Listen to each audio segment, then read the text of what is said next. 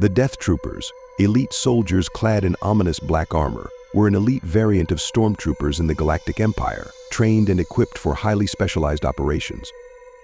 Known for their skill in both combat and intelligence work, they often operated under the direct command of high-ranking Imperial officials, including key figures such as Director Orson Krennic and Grand Admiral Thrawn. Their presence was designed to instill fear and respect, not just among enemies of the Empire, but also within its ranks.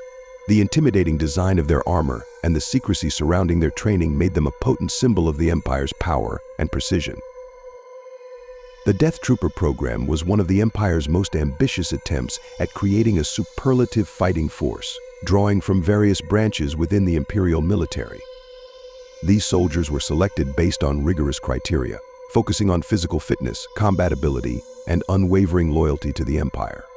The Empire sought only the best, making the selection process for becoming a Death Trooper incredibly demanding. Recruits had to endure intense physical and mental conditioning to ensure they met the highest standards required to fulfill the Empire's elite tactical needs. Death Trooper armor was a marvel of technological design, unlike standard stormtrooper armor. Crafted from reinforced plastoid composites and incorporating advanced electronic systems, their armor made them highly resistant to blaster fire and environmental hazards. The suit featured advanced target acquisition systems, allowing Death Troopers to engage enemies with exceptional precision in a wide range of environments. Aesthetically, the armor's black design contributed to the intimidating presence these troopers had on the battlefield, distinguishing them from standard stormtroopers and symbolizing their elite status. Furthermore, the helmet was outfitted with vocal scramblers, giving their speech an eerie, garbled effect, enhancing their mystique and creating a unique layer of coded communication that only Death Troopers could understand. Their equipment was as advanced as their armor. Death Troopers were equipped with specialized weapons tailored for efficiency and lethality in covert missions. Standard issue gear included the E-11D blaster rifle, a customized, more powerful version of the E-11 used by regular stormtroopers, as well as other blaster variants suited for long-range engagements and tactical adaptability. The E-11D allowed them to fire with precision, while additional equipment such as thermal detonators and tactical knives gave them an edge in close-quarters combat. Death Troopers were also known to use the C-14R light repeating blaster, an efficient sidearm designed for both suppressive fire and deadly accuracy. One of the defining characteristics of Death Troopers was their versatility. Unlike other Imperial units trained for specific types of combat, Death Troopers could perform in various roles, from frontline assault to recon and intelligence gathering. This versatility allowed them to serve in the Empire's most sensitive missions, protecting high-ranking officials, conducting assassinations, or destabilizing enemy forces from within. Their training encompassed various combat forms and strategies, making them adaptable to rapidly changing battlefield conditions, an essential quality for handling complex, multidimensional threats. Their advanced training went beyond physical endurance and weapon proficiency. Death Troopers were schooled in surveillance techniques, cryptographic analysis, and enemy infiltration methods. This was vital for their intelligence work, as they were often deployed to extract sensitive information or conduct reconnaissance deep within enemy territory. This high level of skill in espionage made them invaluable assets to the Empire, capable of gathering intelligence that regular stormtroopers could not obtain. Their role in intelligence work often involved directly handling highly classified information, a testament to the trust the Empire placed in these soldiers. In addition to their field operations, Death Troopers acted as bodyguards for high-ranking officials within the Imperial hierarchy. Figures like Director Orson Krennic, head of the Empire's Advanced Weapons Research Division, frequently relied on Death Troopers for personal security. This close relationship with prominent leaders allowed Death Troopers access to top-secret Imperial projects, including the development of the Death Star. Their presence alongside officials like Krennic illustrated the Empire's commitment to safeguarding its most valuable assets, particularly those involved in its most ambitious projects. The origin of the Death Trooper program is shrouded in secrecy. There are numerous theories regarding the inspiration for these soldiers and the methods used to enhance them. Some sources within the Imperial ranks hinted at a clandestine bioengineering program, aiming to create a form of super soldier that could outperform the Empire's conventional troops. This concept aligns with rumors that Death Troopers may have undergone genetic modifications, giving them heightened reflexes, strength, and cognitive abilities. While the specifics remain speculative, the concept of bioengineering within the Imperial military structure was not unheard of, particularly given the Empire's interest in pushing the boundaries of scientific ethics for the sake of military superiority. This bioengineering hypothesis suggests that Death Troopers were more than just highly trained soldiers. They were, in some respects, engineered to be superior to regular stormtroopers. If these enhancements were indeed implemented, they would have required top-tier medical and scientific personnel, along with extensive resources that only the Empire could provide. The ethics of such a program, however, would likely have been controversial, even within the Imperial ranks, and it's possible that such details were kept hidden from all but the highest officials. The Death Troopers' connection with high-ranking Imperial officials placed them in positions where they played critical roles in many of the Empire's significant events. As bodyguards and enforcers, they weren't merely passive observers, they actively influenced the outcome of several key operations. For instance, their role in securing the research operations of Director Orson Krennic during the development of the Death Star showed how integral they were to the Empire's broader objectives. Their specialized training made them ideal for safeguarding secrets, as they accompanied Krennic and other influential figures in situations where sensitive information was at risk. One of the most prominent deployments of Death Troopers was on Scarif, where Krennic oversaw the completion of the Death Star's super laser technology. The battle on Scarif was a crucial turning point in the Galactic Civil War, as the Alliance to restore the Republic launched a daring raid to capture the Death Star plans. Krennic's Death Troopers provided relentless defense against the rebel forces, demonstrating their combat effectiveness against well-trained opposition.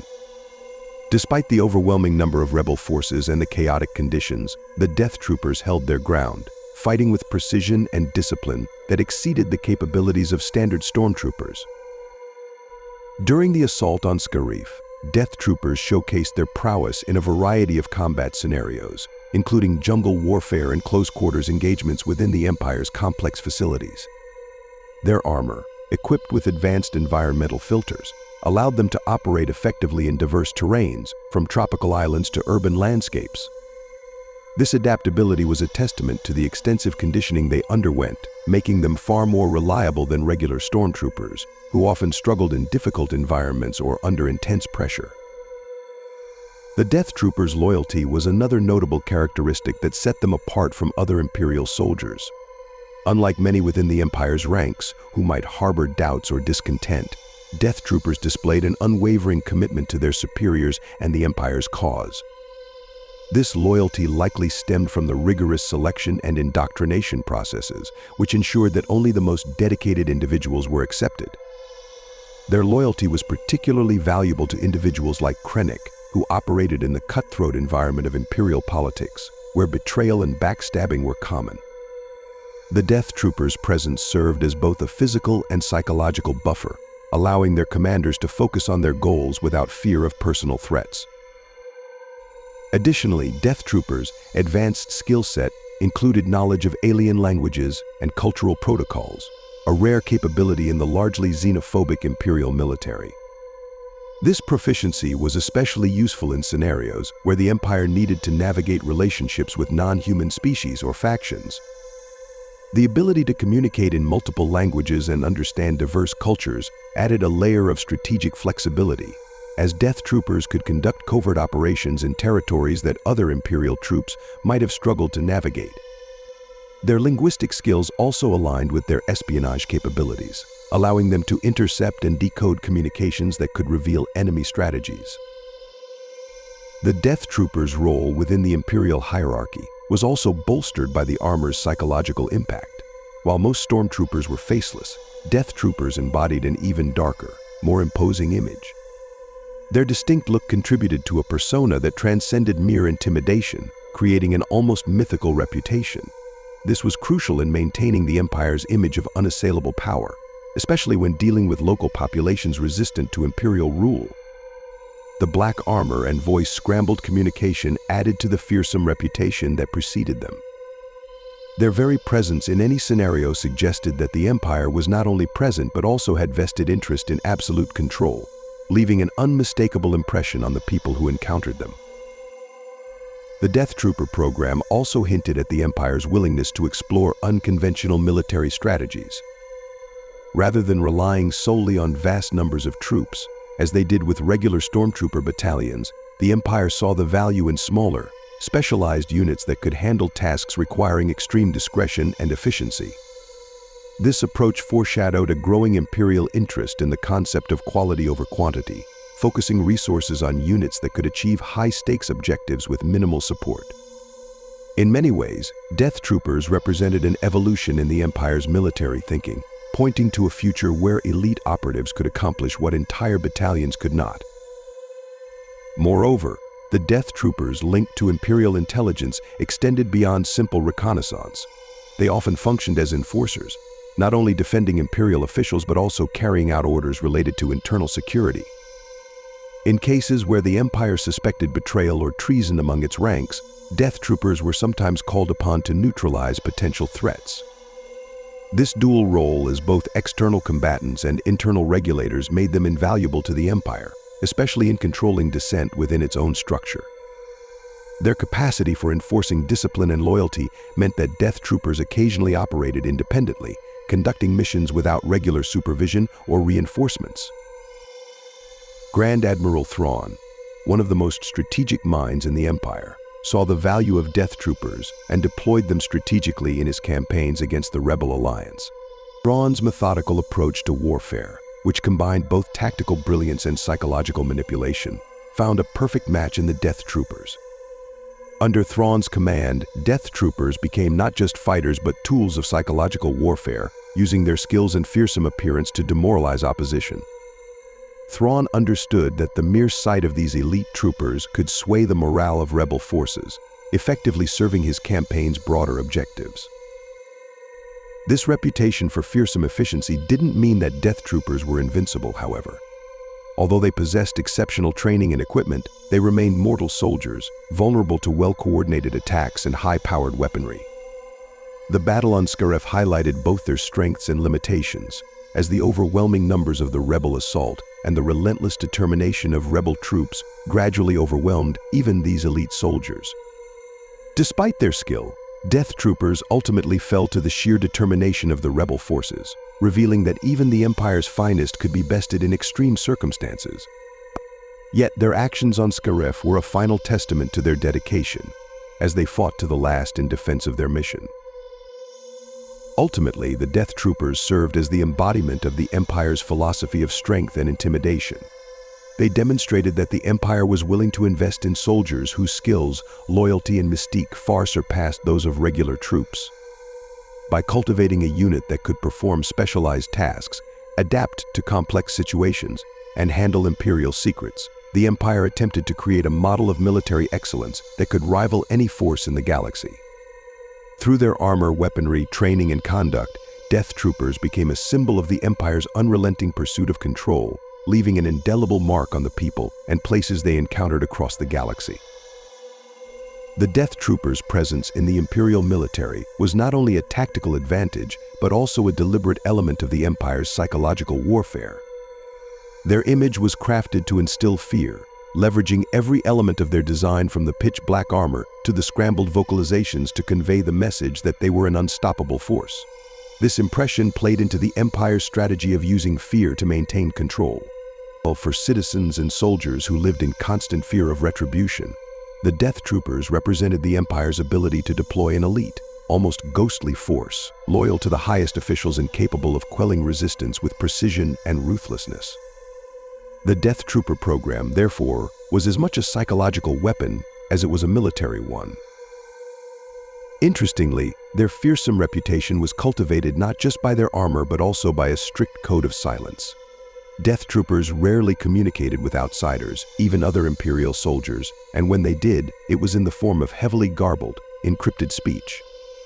This secrecy added an additional layer of intimidation, as even other Imperials often knew little about who they were or how they operated.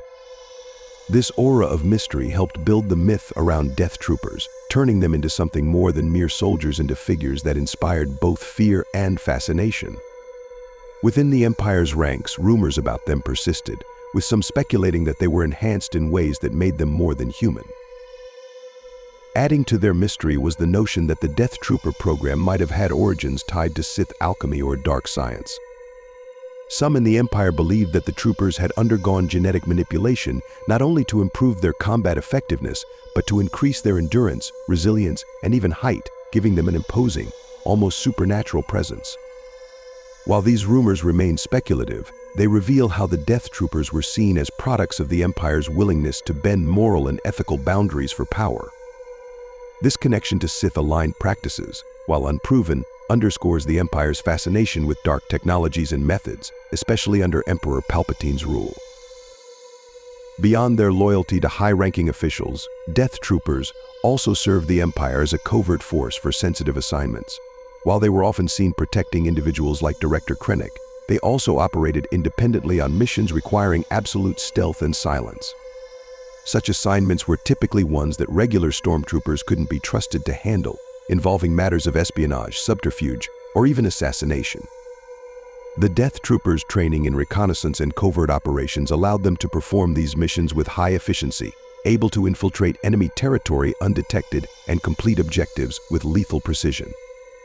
This level of skill made them indispensable for tasks that required both force and subtlety.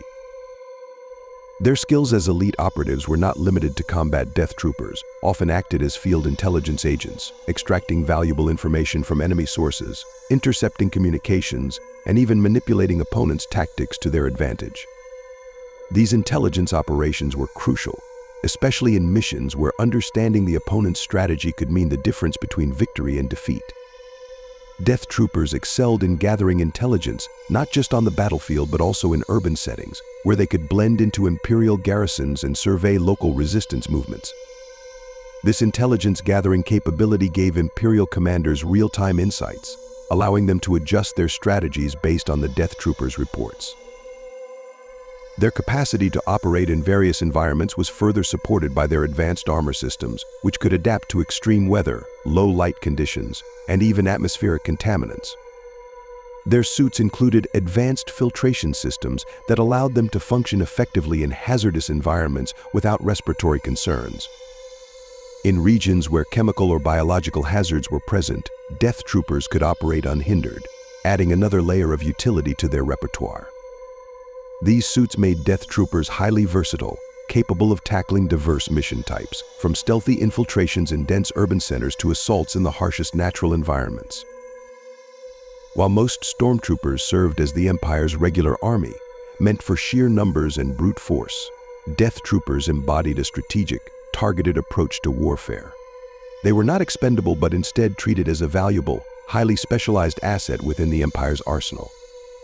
This distinction meant that Death Troopers were afforded higher privileges, better resources, and more specialized training than their stormtrooper counterparts. They were a testament to the Empire's shift toward creating a hierarchy within its forces, where elite soldiers could handle the complex, high-stakes tasks that ordinary stormtroopers could not. Moreover, Death Troopers were a reflection of the Empire's intense paranoia. As the Empire's grip tightened across the galaxy, it faced increasing resistance from insurgent groups, including the Rebel Alliance. This mounting opposition led Imperial officials to fear not only external threats but also internal betrayal. The Death Troopers' presence was a reassurance to the Empire's upper echelons, as these soldiers served as both protectors and enforcers, ensuring that Imperial officials remained secure from both rebel attacks and any treachery within. In this sense, Death Troopers operated as much within the Empire as against its enemies, reinforcing loyalty among officials and quashing any dissent that might arise. While Death Troopers were renowned for their unwavering dedication, they were also bound by an unspoken code of sacrifice.